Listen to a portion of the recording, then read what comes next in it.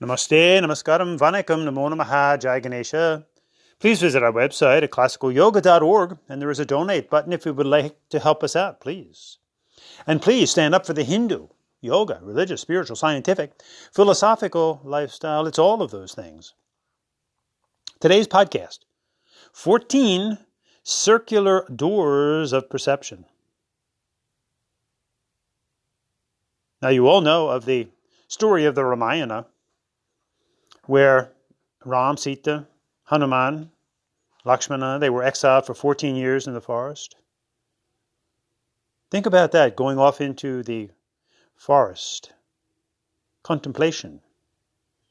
Get to think deeply about one's life.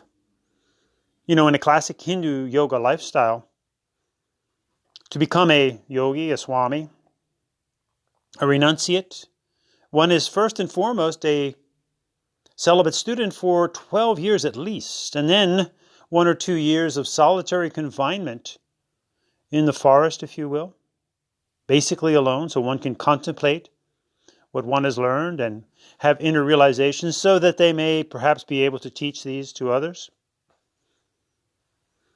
So you may not be able to go into extended periods of isolation or off into the forest, but do what you can. Find time alone, perhaps late at night, early in the morning. Perhaps find a place in your dwelling where you can kind of hunker down and be alone for a while in isolation. And then close your eyes and go within. And let's look at 14 circular doors of perception in this physical body that we all have. And let's not be embarrassed by any part of it. It's all part of the whole.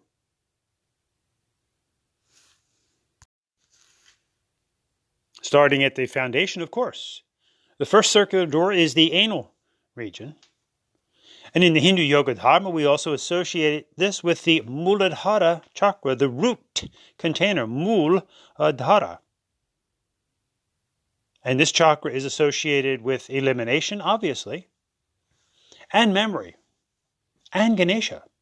See how it all fits together? Starting with a good solid foundation. And think of it, from youth to at least 7 years of age, this chakra is highly active, and it's why we can learn a whole language or two in those 7 years, simply through osmosis, because the first chakra is spinning. So elimination, knowing in life what to hold on to and what to get rid of. And physically having a daily bowel movement rather than being constipated. And then metaphorically being constipated mentally and emotionally. This first door of perception. And not being anal retentive, in other words, not failing to grow up and maintaining a very immature, childish mindset, even into adulthood. So the first door of perception, that strong foundation, and the memory of never forgetting who you are, Tattvamasi, thou art that, the Atmana, of love, light, and energy, Jyoti, Shakti, Ananda, Shanti. And the second door of perception is at the genitals, obviously a little different for the male and the female, but that's where we pass the water. And notice that we pass the water at door number 2, we pass the food at door number 1, and we take it in at door number 6, which we'll get to, at the mouth. But a good regulation of one's daily activities. We go in, we go out. We wake, we sleep, we take food in, food goes out. A good dance of life, a good rhythmic pattern to life. So in this second door, Hindus associate this with the Svadhisthana, the favorite resort, for obvious reasons. Chakra, which is a beautiful area of life, the area of creation, procreation, an area that can bring such joy and such sorrow too, depending on how we, quote unquote, handle it. And this second chakra is fully associated with the Mataji, the mother, because is it not the mother that gives birth? And this chakra is also associated with the powers of logic and reasoning. As from 7 to 14, we start to strongly develop our powers of logic and reasoning, predicated on a good foundation. And this takes us to door number 3 at the Nabi, the Manipura chakra, the navel, the belly button, where we're connected to our Mataji. Think about that, the umbilical cord. And think for a moment that we spent 9 months not breathing as we do now. We were breathing through the umbilical cord because we were immersed in the amniotic fluid, the sea water, psychologically why we are so attracted to the oceans. And think about it, all of us were in the womb of our Mataji, curled up like a Shiva lingam, in that spiral that is the form of creation itself, in the fetal position, and sometimes we often go to sleep that way now. Many animals love to curl up in the fetal position. Brings comfort, safety, security.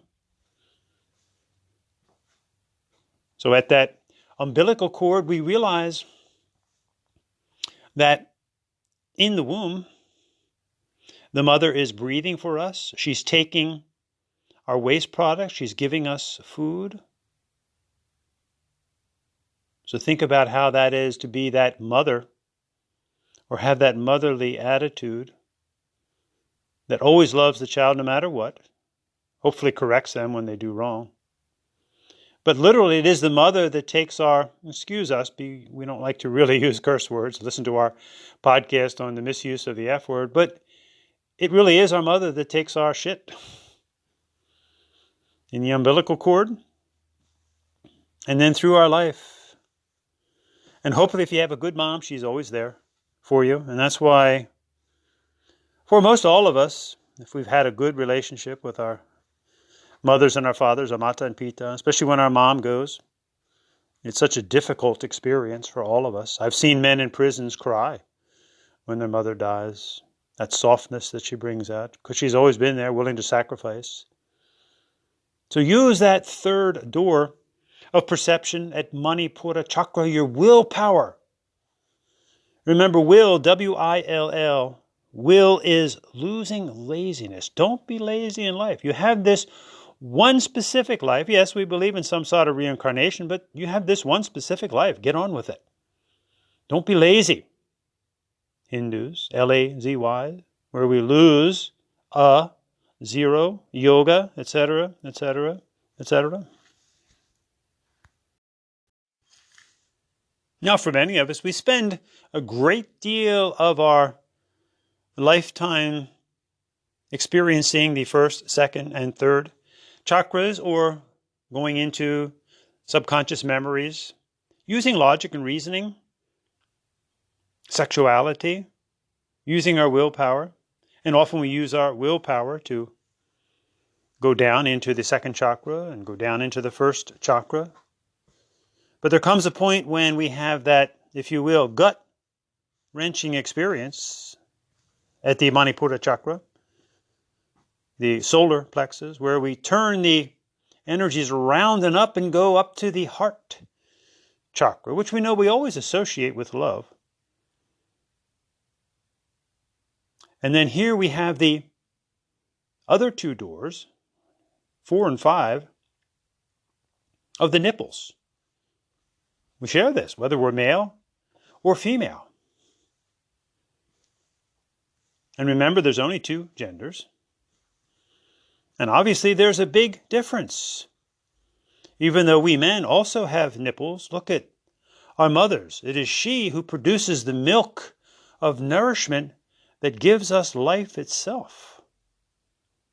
Again, for all those who believe in a one male God, because there is a term goddess, a one male creator being, come on.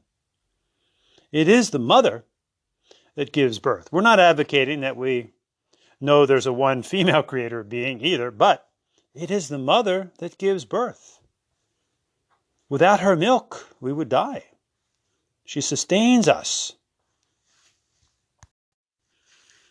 And if she's a good mother, she'll be there with us our whole life. Now, of course, you know, we don't use the word God here at the Hindu Yoga Dharma. That's an anthropomorphic term, and it's a Christian term. It refers to a one male creator being noun. Hence why they say Father and He and Kingdom. But we can have a little bit of fun with this one. It's no wonder that God is a man, because He created the whole thing and then disappeared. The original absentee father. Look at those irresponsible men that have one or several children and then just disappear. So we all have to consider what is just simply selfish pleasure, hedonistic pleasure, and what is true joy and contentment, santoshima, priya, ananda. So yes, while the nipples are a source of pleasure, we want to be very careful that we don't go to extremes, where we seek to become friendly and compassionate and happy.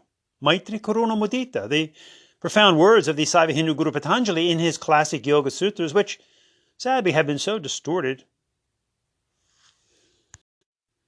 which takes us up to the sixth door of perception at the mouth. What we put into our mouth and what comes out of our mouth. Sweet words, a pleasant smile from the Tirukoral, and trying to the best of our ability to say what we mean what we say. Interestingly, in the, again, Yoga Sutras of the Saiva Hindu Guru Patanjali, he says, Sabdayananupati vastu sunyo vikalpaha. One enters into delusion vikalpa. When one takes word knowledge, sabdayana, that's devoid, sunyo, of facts, vastu. It's very interesting in light of today's massive spurious yoga movement, wherein they've completely misdefined the Sanskrit Hindu word yoga, turned it into a crass physical exercise or vague egotistical spirituality, if you will. Remember the absurdness of being spiritual but not religious, since spirit or soul is referring to that which is not one's body. Remember, folks, that of all the Hindu yogas, Karma Bhakti Raja, Jnana Hatha Mantra Japa Naranata Kundalini, the only one that our Hindu holy rishis, sadhus, yogis, swamis said to keep secret, was the very one that's out there today under the guise of yoga, Hatha Yoga. As Yogi Svatmanama said in the Hatha Yoga Pradipika, Hatha Vidya Bhaveda Yavate Guya Niveda Tu Prakash Varanam. This knowledge Vidya of Hatha is powerful, Bhaveda, when you keep it secret, Guya, and it loses power, Niveda, when you display it, Tu Prakash Varanam. But it's out there, it's way out. Hot yoga, power yoga, dog yoga, laughter yoga, goat yoga, Kino's yoga, Adrian's yoga, ad nauseum. Shame on the Hindus. Shame on the invaders. So this sixth portal, this circular door to perception, be careful what we put in our mouth and what we expel, what we give out to others. Don't be too anxious to be a teacher. Remember, classically, when we're talking about the Hindu Yoga Dharma, one is a student for at least 12 years. And then a year or two of silent contemplation. And you can read in the Hatha Yoga Pradipika, for example, of what the daily life of a true yogi is, where they get up at 4:30 in the morning and do their sadhanas all day long till midnight and then just repeat every day, 365 days for at least 1 year, living very scantily. What a travesty for any one of us, actually, who are living in a fairly comfortable, and if you have food, clothing, and shelter, you are living comfortably. Those of us who are living comfortably to declare ourselves yogis. Now remember, Hindus, all of us are yogis and yoginis, male and female, in the sense that we all live this Hindu, yoga, religious, spiritual, scientific, philosophical lifestyle. We get that. But the title, quote unquote, because a true yogi wouldn't even want to have a title, but typically the ones we respect as yogis and yoginis are those who are renunciates. They're living away from society. They have no physical comforts at all. So what a travesty, what an insult for people to go around calling themselves yogis and yoginis. Basically clueless. Challenge them to spend a week alone in the forest. And that's nothing compared to the decades that yogis do this for. And obviously, at the sixth portal of the mouth, we also take in our water and our food. And then we also have our 7 and 8 circular doors to perception in the nostrils. Actually, in the Vedas, these are called the twin physicians, the Ashvin twins, the right and left nostrils. So obviously, the mouth is for breathing, but once in a while it's good to keep our mouth shut. Thankfully, we have the 2 nostrils of the nose, so we can continue to breathe. And obviously, we need to breathe and understand that air goes in the windpipe, food goes in the esophagus. So we can often confuse this, and that's when people aspirate. So therefore, we have the beautiful doors of the 2 nostrils, and we have alternate nostril breathing in pranayama, in the science of the Hindu yoga dharma. Watch when we do puja, or the pujari, the pandit, when they do the puja. And this alternate nostril breathing is taking us into the twin hemispheres of the brain, the pingala and the ida, the masculine and the feminine. The twin physicians, the Ashvin twins, our first and last food, ana, respiration. Air, food, water, at doors 6, 7, and 8. These things are given to us on a daily basis, essentially free of charge. Air, water falls from the sky, food falls from the trees. Yes, of course, we box it and sell it and all of that, but the basic substance is given to us. What a miraculous planet that we live on. Air, food, and water. And remember the rule of 3. We can go basically 3 weeks without food before the physical body dies. We can go about 3 days without water before the physical body dies. We can only go about 3 minutes without air. So air, our first and our last food. And listen to our podcast on ana and hasta, air, and the hands, the breath, and the food of life, because the rishis incorporated ana, which is respiration, into many of our Sanskrit Hindu terms and concepts for the different metaphorical foods of life. We have pranayama, the breath food. We have food, ana, A-N-N-A. And we have our mind, mana. And we have our emotions, bhavana. We have our body, asana. We have our soul, if you will. We call it the atmana. Then we go to doors 9 and 10. The ears. Sunye. Gajikanikaya. Mahaganapati, again, our first and foundational deity, with his big elephant ears, is reminding us to listen up. Listen to the wisdom that comes from the outside, from your teachers, your gurus, from life itself, from Bhumi Mata, from the animals, and get quiet to listen to the wisdom inside as you go into the forest within, the inner silence, and listen. Be connected to the spiral creation of life through the cochlea, the spiraling of the galaxies, the hurricane, tornado, whirlpool, breaking wave, conch shell at the bottom of the sea. Cochlea, allowing you to perceive the sounds at this moment. Listening up. Even in the corporate world, CEOs recognize that a best candidate is someone who has learned to listen. Suma iro in Tamil, just be. Yogaswami, be alone, be alert, be happy. Be strong, be disciplined. Be friendly, you will lack nothing.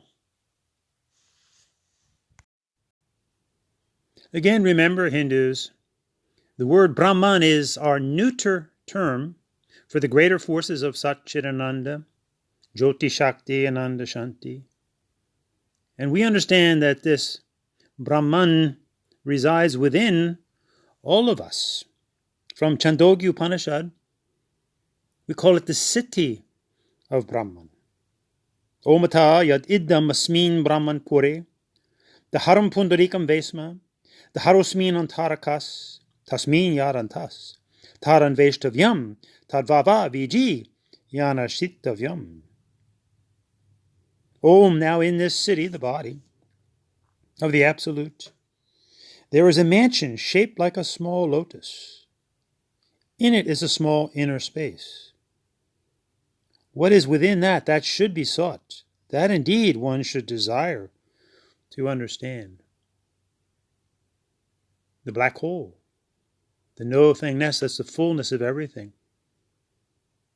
The blackness before creation, within creation, when creation is over, and round we go. Symbolically represented by Ma Kali and the Shiva Lingam.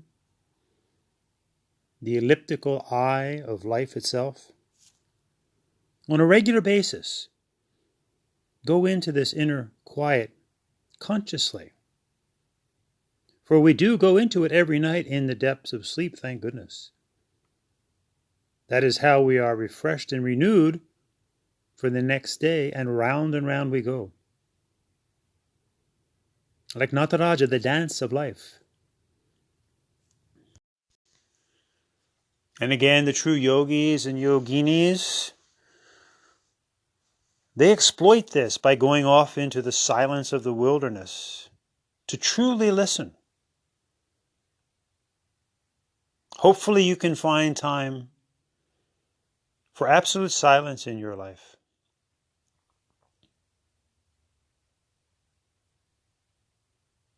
I had a wonderful experience. As a young boy, my neighbor was an older man, a woodsman, a retired man actually. And he would take me out into the woods. And there's an old English word. People used to say when they wanted you to be quiet, they'd say, hark, hark. We'd be walking along, he'd say, hark. Asking me to be listening quiet, and to be quiet and to listen. Identify a sound, a bird. He wouldn't put up with a lot of chatter. It's wonderful to have this kind of mentorship, because we know we can all be chatterboxes at times. There's a time to just be in the pure shanti, peace of nothingness, of silence.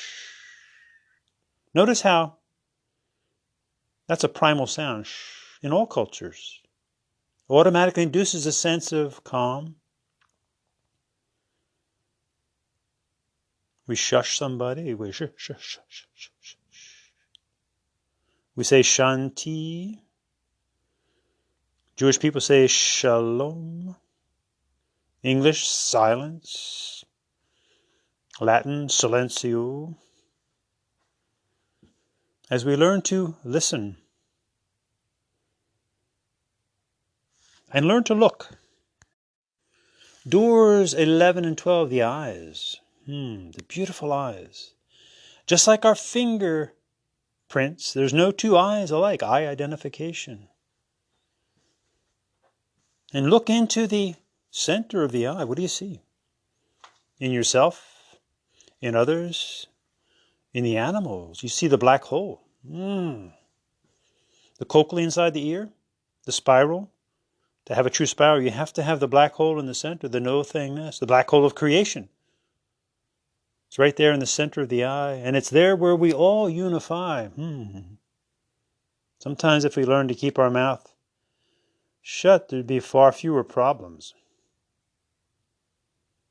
It's called the pupil.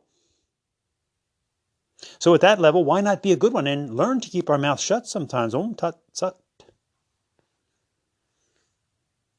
By definition, it is the aperture that admits and regulates the flow of light. For Hindus, thus perceiving Durga-like blossom out from the no-thingness to the Big Bang, blossom out into the unique flowering colors of the iris. The beautiful eyes of Meenakshi Parvati envision prosperity, Ma Lakshmi, enlightenment, Ma Saraswati. The two eyes and the third eye. Door number 13, the Bindi, the Bindu, the Potu, the Tilak, the Teep. Puram Bindu, Vajri Purush Tutaha, ancient Bindu Hindu, soulful warrior. Remember, folks, we are Hindu Hindus. Doesn't matter if you use the H or not. Come on. And what does Hindu mean? Chandra Sarid, Soma Bindu. We live because of the three dynamic circles of life. The Chandra, the Surya, Bhume Mata. Trayam Lingams, if you will. Hindu. Samudra Idyarti Vayubher. In the Rig Veda, the rishis talking to each other, fellow Hindu, with the support bhir of your breath, Vayu. Grab a hold, Idyarti, of the cosmic ocean within, Samudra. Trayambakam yajamahe sukhandim pushti vardhanam urva rukameva bandhanan murtyo mukshi mamratat. The three-eyed one. Close the outer eyes, look at the third eye, point, and experience Atma Darshana Paramo Dharma. And like a cucumber, when it's ready, it will fall off the vine. Keep up your practice. Karma Bhakti Raja will lead to jnana. The Bindi, the third eye point, the mark of the Hindu, the target, if you will, in a positive way. The center balance point between the left and the right brain, living now a balanced sattvic life of masculine, feminine, positive traits, knowing when to be analytical, logical, rational, thinking, religious, and when to be soft, intuitive, gentle, spiritual, creative. A balanced life. The Bindi. This takes a warrior spirit. Takes the Manipura door. Door number 3. To realize that Atmana. As we go up to door 14, at the fontanella, the soft spot at the very center of the head, where Gangama pours out, the Kundalini rising up out of Mahadev's jata. Enlightenment, and light we're meant to be. As we ascend the way of Kundalini, which is the outcome of living the Hindu yoga, religious, spiritual, scientific, philosophical lifestyle of Karma Bhakti Raja Jnana. This is the way to nirvana. Tamils call it Chariye Kariye Yoga Jnanam. So the Hindu Guru said, Yama Niyama Asana Pranayama Pratyahara Dharana Dhyana Samadhi. Vedas mein Karma Kanda, Upasana Kanda, Yana Kanda. 14th circular door, Sahasrara Chakra, the 1,000-petaled lotus. The dance of Shiva, Nataraja, spiraling round and around, and at the center is the quiet, soft spot in the middle. very sensitive spot in the human body. The fontanella, the fountain. One of the best things you can do is to pat someone on the top of the head, do a circular motion, especially to children and babies. Helps to stimulate that Saraswara chakra. And don't we do that? Sometimes in an arrogant way, we pat somebody on the head, telling them to calm down. But the head is a very special thing, obviously, as we often cover the top of the head. Many people do this in prayers. Humbling. Many monks, nuns, cover their head, bringing about a sense of humility, humbleness, which is wisdom. Totally antithetical to being humiliated. So let's all go through this eternal journey together. Being friendly, compassionate, and happy, Maitri, Karuna, Mudita. As we go through these 14 doors of perception and have ever deeper experiences and realizations. Vidmahitva sahasras atman. Give us the knowledge of Atma Darshana. Remember, fellow Hindus, with all of your very important duties in life, your dharmas, the overriding one is Atma Darshana Paramo Dharma. Your supreme Param Dharma is to realize, see, experience your Atmana, which is Sat Chit Ananda. Coming out of the no-thingness, Tat, into the pure existence, the pure consciousness, the pure energy, sound energy, light energy, heat energy, which translates into the human experience, emotion of Ananda, the warmth of bliss. And then we are now able to be of value to the world, Dana Jagat, and give out blessings, wishing others auspiciousness and peace and fullness and tranquility. Om Sarvesham Svasthir Bhavatu, Sarvesham Shantir Bhavatu, Sarvesham Purnam Bhavatu, Sarvesham Mangalam Bhavatu. And then exemplify through our actions these inner realizations and help each other, especially when we're sick and suffering and in need of help, physical, mental, emotional, financial. Sarve bhavantu sukhinaha, sarve santu niramayaha, sarve bhadani pashyantu makashti dukkha bhagbhavet. And be self-motivated as we go from untruth to truth. Humbly admit our ignorance in many areas of life as we travel towards a more enlightened state of being. And daily tapping in through the 14 circular doors, through the lifestyle of being a Hindu, the inner bliss, the nectar within, the amritam. Om asato ma sadgamaya, tamaso ma jyotirgamaya, mrityorma amritam gamaya. Om, peace through strength and justice. Om shanti, shanti, shantihi.